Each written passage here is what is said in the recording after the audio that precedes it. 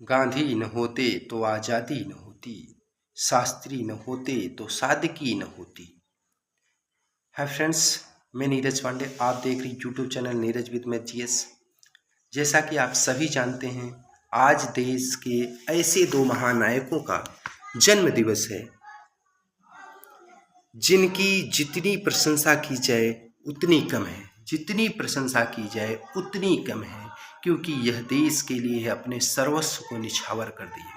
जैसा कि आप सभी जानते हैं कि एक छड़ी और एक धोती को उसी को पहनते थे और उसी को लपेट करके ओढ़ लेते थे।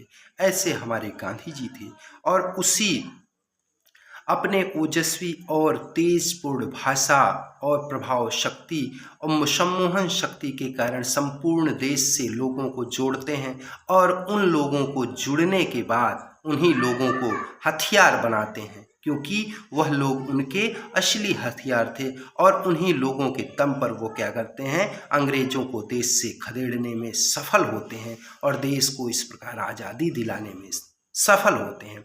अगर हम बात करते हैं भारत रत्न पूर्व प्रधानमंत्री लाल बहादुर शास्त्री की, तो वह सादगी के पूर्ण प्रतीक होते हैं और देश को उस मुकाम पे ले जाने की ख्वाहिश रखते हैं जहां हर देश जाने की एक तमन्ना रखता है कि हम सर्वोच्च शिखर पे रहें।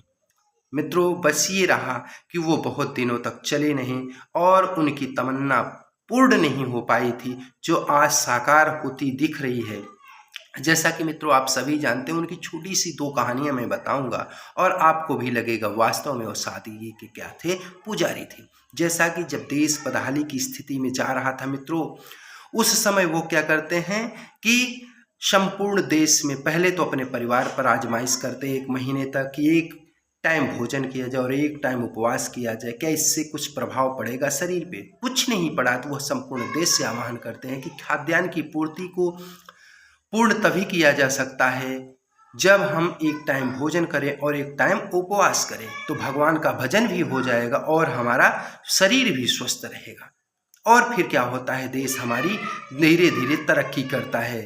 और फिर क्या होता है, एक बार की कहानी होती है कि देश जब वह देश के सर्वोच्च पद, जैसा कि आप सभी जानते हैं राष्ट्रपति का पद माना जाता है, लेकिन वास्तविक रूप से प्रधानमंत्री ही होता है देश का मुखिया, और उस पद की वो शपथ ले रहे थे। तो उस समय उनकी धोती जो थी वह क्या थी, फटी हुई थी।